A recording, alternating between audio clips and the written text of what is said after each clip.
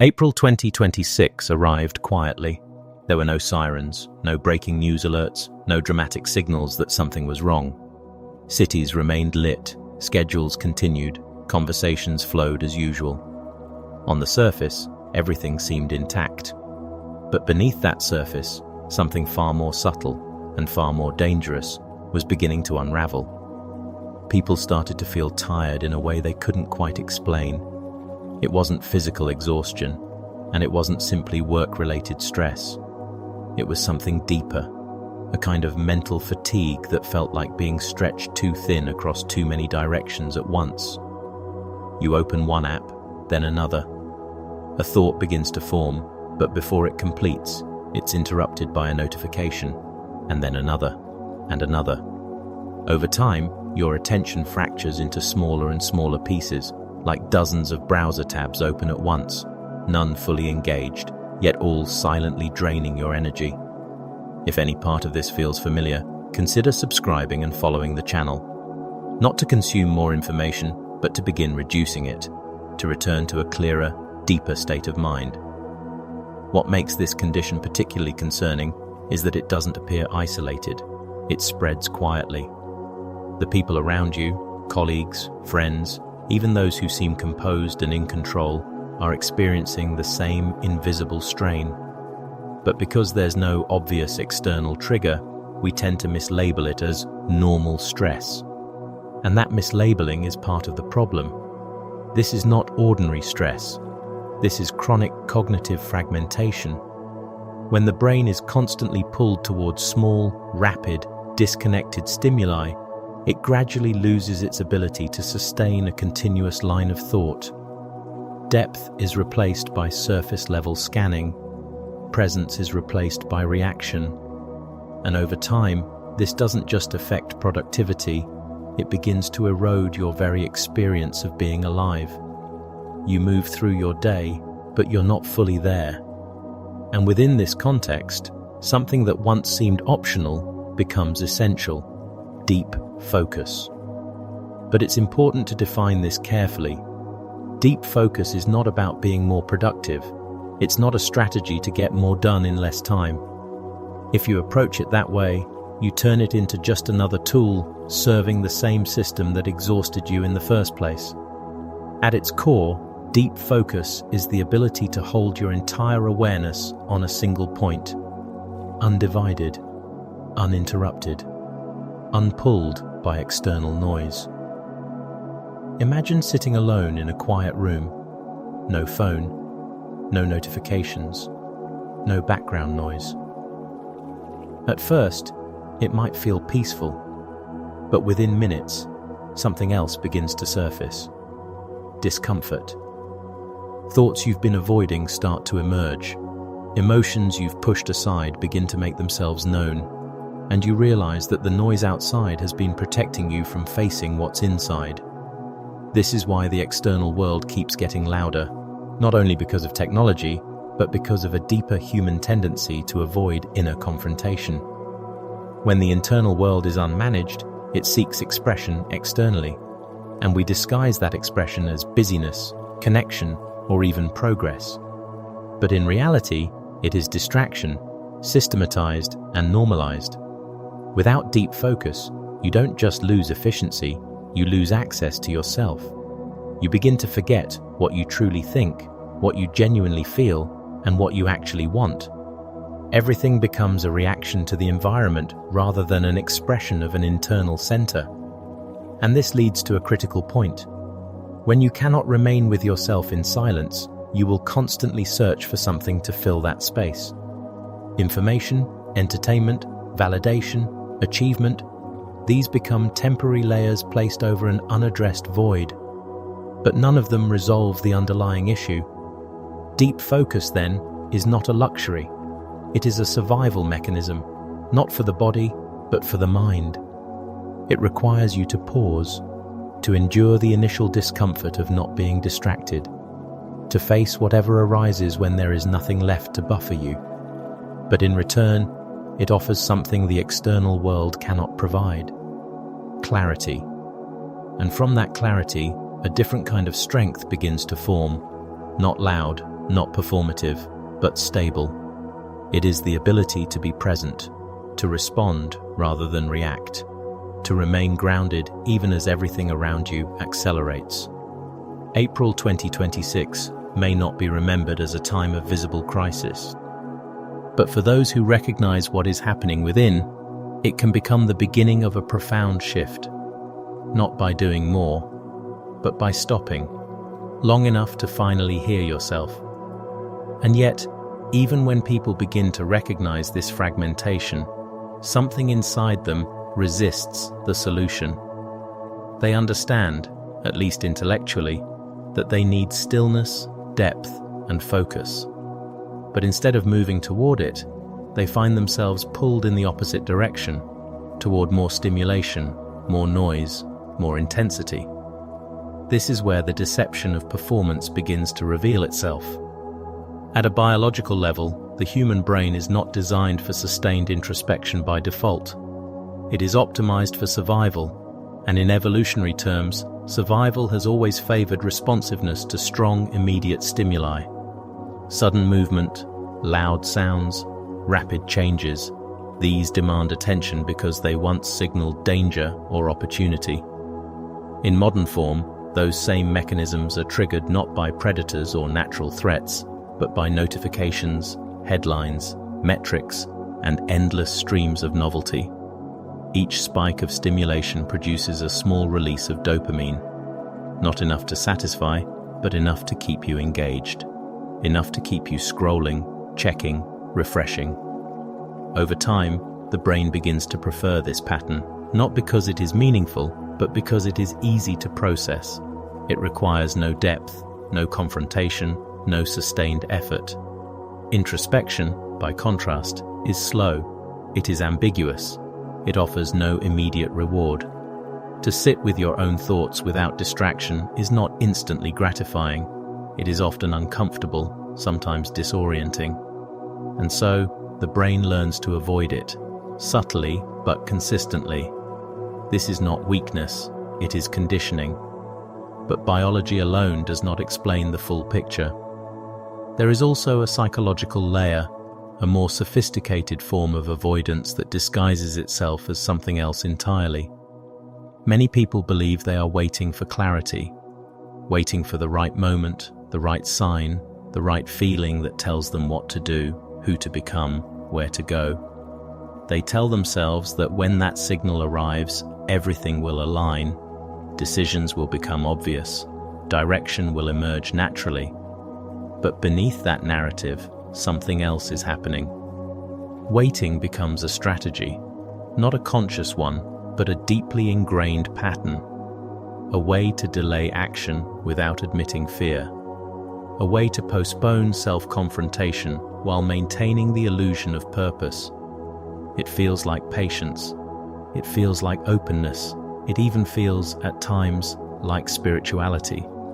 But in reality, it is delay disguised as depth. Because the truth is, clarity rarely arrives as a dramatic signal. It does not come as fire or wind, as something undeniable and overwhelming. Those are the forms the mind prefers, because they remove responsibility. If the signal is loud enough, you don't have to question it. You don't have to interpret it. You simply follow. But genuine clarity operates differently. It is subtle, quiet, often easy to miss. And this leads to a pattern that defines much of modern experience. People become addicted to intensity. They search for moments that feel powerful, dramatic, transformative. They chase emotional highs, external validation, visible milestones, anything that resembles movement. In doing so, they overlook something far more important: the whisper, the quiet, almost imperceptible sense of knowing that does not demand attention, but waits for it. The kind of insight that only becomes visible when everything else fades away. The kind that cannot compete with noise and therefore disappears in its presence. And so, people keep searching for fire and wind, while missing the only thing that was ever meant for them. To understand this more deeply, you have to step into the nature of silence itself. Not the absence of sound, but the presence of undisturbed awareness. There is a concept, call it Horeb, not as a physical place, but as a state of consciousness, a space where all external noise has been intentionally filtered out, not suppressed, not ignored, but removed through deliberate attention. In this state, there are no competing signals, no fragmented inputs, no identity being performed or maintained. Only awareness remains, pure, undivided, unfiltered. In such a space, something unusual happens. Without the constant reinforcement of roles, your job, your status, your relationships, you begin to lose the familiar reference points that define who you are. There is no audience, no feedback loop, no external confirmation of identity. And for many, this is where fear emerges. Because silence does not just remove noise, it removes structure. It dissolves the frameworks you use to understand yourself. The labels you rely on begin to fade. The narratives you repeat lose their coherence. And what remains is something far less predictable, yourself, without interpretation. This is why deep silence can feel more threatening than chaos. Noise allows you to stay fragmented. It gives you something to hold on to, even if it is overwhelming. Silence, on the other hand, offers nothing to grasp. It asks you to remain present without distraction, without escape. And in that presence, everything you have avoided begins to surface. Not all at once, not dramatically, but steadily. Thoughts you dismissed, emotions you suppressed, questions you postponed. They do not arrive as answers. They arrive as invitations to look, to feel, to acknowledge. This is the threshold most people turn away from, not because they cannot cross it, but because they have never been taught how to remain there. But if you stay, if you resist the urge to reach for distraction, to reintroduce noise, to reconstruct identity too quickly, something begins to shift. The silence stops feeling empty. It starts to feel precise.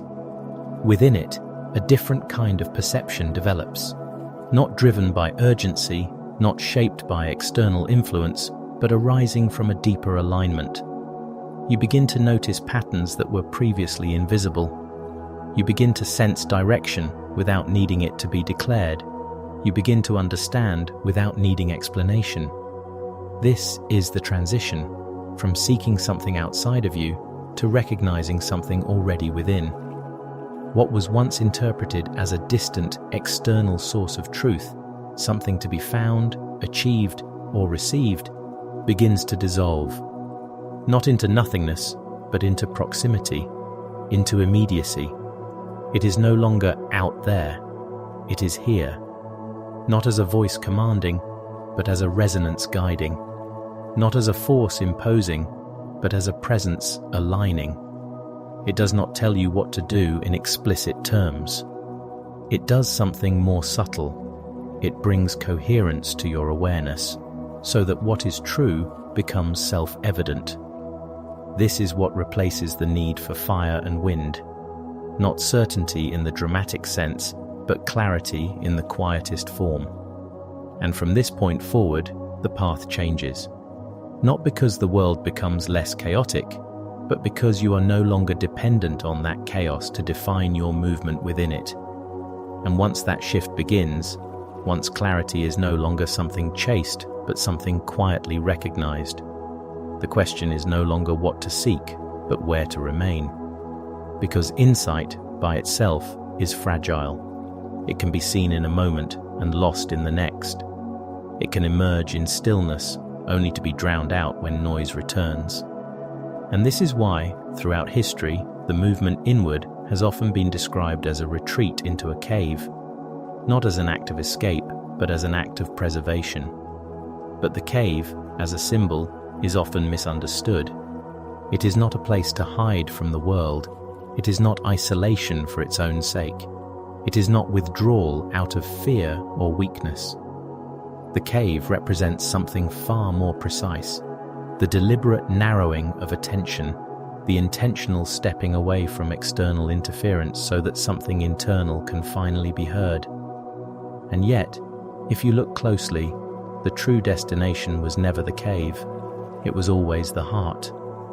The physical act of retreat, turning off devices, stepping away from noise, reducing input, is only the outer layer. It creates the conditions, but it is not the end goal. The real movement happens beneath that, where attention is no longer directed outward, but allowed to settle inward.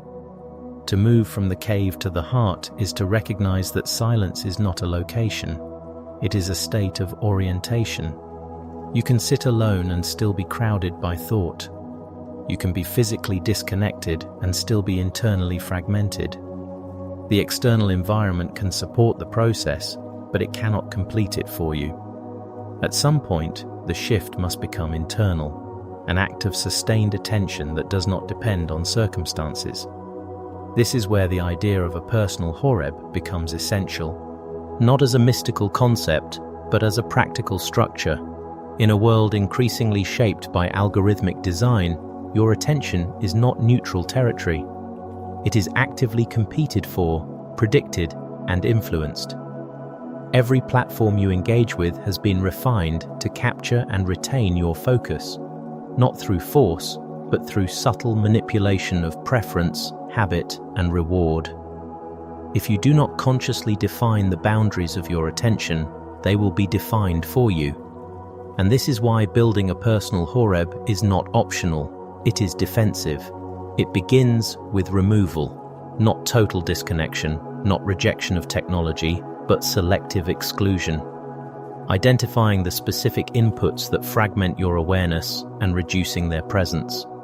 This may mean limiting exposure to constant updates, restructuring how and when you engage with information, or creating periods of intentional absence from digital environments. But removal alone is not enough. If you simply eliminate noise without replacing it with structure, the mind will seek stimulation elsewhere. It will recreate distraction internally if it cannot find it externally. And so, the second step is construction. You create a space, not necessarily physical but temporal and cognitive, where silence is not accidental but designed. A defined period where your attention is not divided, where input is minimized, where there is no objective beyond presence itself, no performance, no outcome, no visible progress. At first, this space will feel unstable. Your thoughts will move rapidly. Your attention will drift. You will feel the pull to reintroduce noise, to check something, to interrupt the stillness. This is not failure, it is exposure. You are seeing, perhaps for the first time, the actual condition of your mind without interference. And if you remain, something begins to reorganize, not immediately and not dramatically. But gradually, the fragmentation starts to settle, thoughts become less urgent, attention becomes less reactive, and within that shift, a different quality of experience emerges, one that is difficult to describe but unmistakable when felt. It is the experience of being with yourself without resistance. This is where the deeper function of silence reveals itself. Because silence is not only the absence of noise, it is the presence of listening, and not the kind of listening that prepares to respond, to analyze, or to judge, but a form of listening that does not interfere, that allows whatever arises to exist without being immediately categorized or corrected. In most of your daily interactions, even with others, this kind of listening is rare. Conversations are filtered through expectation, interpretation, and subtle evaluation. There is always a layer of performance, both in speaking and in receiving. But in silence, that layer dissolves. There is no audience, no need to present or defend, no pressure to resolve or conclude. And in that absence, something else becomes possible. You can finally hear yourself, not the rehearsed version, not the one shaped by external standards, but the unfiltered movement of thought and feeling as it actually exists. And when that movement is allowed, when it is not interrupted or redirected, it begins to reveal patterns, not imposed patterns but inherent ones. You start to notice what returns repeatedly, what holds weight, what carries emotional charge. And without forcing meaning, understanding begins to form. This is where a deeper sense of belonging emerges, not belonging to a group or an identity or a role, but belonging to your own experience, a recognition that you are no longer divided against yourself, that what you feel, think, and perceive are not being constantly overridden or suppressed. And that sense of belonging is not loud, it does not announce itself, but it stabilizes you in a way that external validation never can, because it is not dependent on response, it is not subject to change, it is not something that can be given or taken away. It arises from alignment, the quiet coherence between awareness and experience. This is the refuge of the vulnerable mind, not a place of escape, but a place of integration, where nothing needs to be hidden because nothing is being judged, where nothing needs to be amplified because nothing is being ignored, where the constant negotiation between who you are and who you present yourself to be begins to dissolve. And from that point, something becomes clear. The world outside does not need to become quieter, because you have learned how to carry silence within it. And eventually, there comes a moment when remaining in silence is no longer enough. Not because silence has lost its value, but because it has fulfilled its purpose. It has revealed what needed to be seen. It has stabilized what was once fragmented. And now, it asks for something more difficult. Not withdrawal, but return. To step out of the cave is not to abandon what you found there. It is to carry it into a world that never stopped moving. This is where many falter. It is easier to access clarity in isolation than to sustain it in motion. The noise returns, the demands reappear, the pace accelerates, and without structure, the mind gradually slips back into old patterns, reaction, distraction, fragmentation. This is why the transition outward must be intentional. It begins with something deceptively simple, the creation of boundaries around attention. Not abstract intentions, but concrete structures. You define specific periods of deep focus, not when it is convenient, but when it is necessary. Time blocks where your attention is not negotiable. During these intervals, devices are removed or disabled, not silenced, but absent, because even the possibility of interruption alters the quality of attention. At first, this will feel restrictive. You may experience the impulse to check, to reach, to break the boundary you've created. This is not a sign that the structure is flawed. It is evidence that it is working.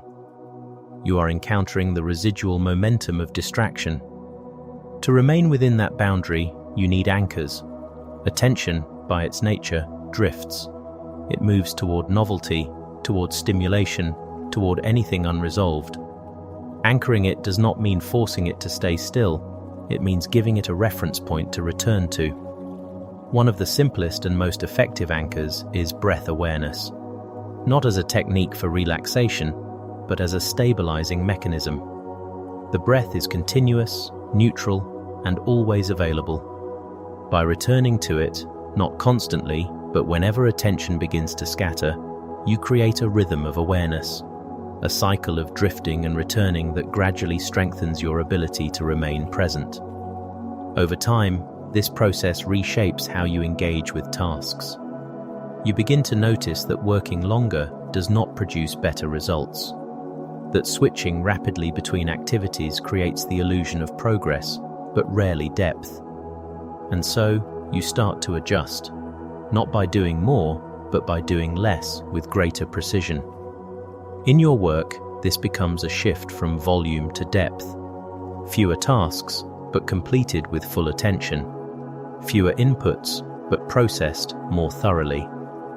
The measure of effectiveness changes, not how much you produce, but how fully you engage. This is not always aligned with external expectations. There will be pressure to respond quickly, to multitask, to remain constantly available. But once you have experienced the difference between fragmented effort and focused presence, it becomes difficult to return entirely to the former. And so, you navigate a balance, you meet responsibilities, but you do not surrender your attention to them completely. You engage with systems, but you are no longer defined by their pace. You participate, but you are not absorbed. This same shift extends beyond work into everyday life. In conversations, you begin to listen differently, not waiting for your turn to speak, not preparing responses in advance, but actually receiving what is being said. You notice pauses, you notice tone, you notice what is not being expressed as much as what is. And in that space, your responses change. They become slower, but more precise, less reactive, but more aligned. You are no longer pulled into every emotional current, no longer compelled to respond immediately to every stimulus. There is a gap, a small but significant space between input and action. And within that gap, choice becomes possible. This is the practical expression of everything that silence revealed. Not as an abstract idea, but as a lived capacity. You begin to act from a different place, not from urgency, not from pressure, not from the need to prove or perform, but from alignment, from a center that is not easily disturbed. And this is where the idea of purpose itself begins to change. Previously, it may have been defined externally, goals to achieve, recognition to earn, milestones to reach, a constant movement towards something perceived as more. But after encountering stillness in its deeper form, that orientation starts to dissolve. Purpose is no longer about accumulation, it becomes about transmission. You are no longer seeking power in the conventional sense, control, influence, visibility. Instead, you become a channel for something quieter, a form of clarity that moves through your actions, your decisions, your presence, not imposed, not declared, but expressed. This does not make your life passive. On the contrary, it makes it more deliberate, because every action is no longer a reaction to external pressure, but a reflection of internal coherence. You do not act less, you act more precisely. You do not withdraw from responsibility, you engage with it more consciously. And over time, the effects of this begin to extend beyond you. Not in dramatic ways, not through large-scale change, but through subtle influence. The way you listen alters conversations. The way you respond shifts dynamics. The way you hold attention creates space for others to do the same. It is not something you control, but it is something you carry. And this leads to a final realization, one that reframes everything that came before. The world is not transformed primarily by the quantity of what is done within it. It is shaped by the quality of the state from which those actions emerge. Two people can perform the same task, speak the same words, follow the same path, and yet produce entirely different outcomes. Not because of what they do, but because of how they are while doing it. A fragmented mind multiplies noise, even in silence. A coherent mind brings clarity, even into chaos. And so, the real measure of impact is not how much you move, but how grounded you remain while moving. April 2026 may continue as it began, quiet on the surface, accelerated beneath it. The systems will not slow down, the noise will not disappear, the demands will not lessen. But none of that is the determining factor anymore, because what you discovered was not dependent on those conditions. It was something more stable, more fundamental. And it can be carried, not as a concept, not as a practice you occasionally return to, but as a way of being that informs everything else. In the end, the greatest shift does not come from adding more to your life. It comes from refining the state from which your life unfolds. Because silence was never the absence of sound, it was the full presence of awareness.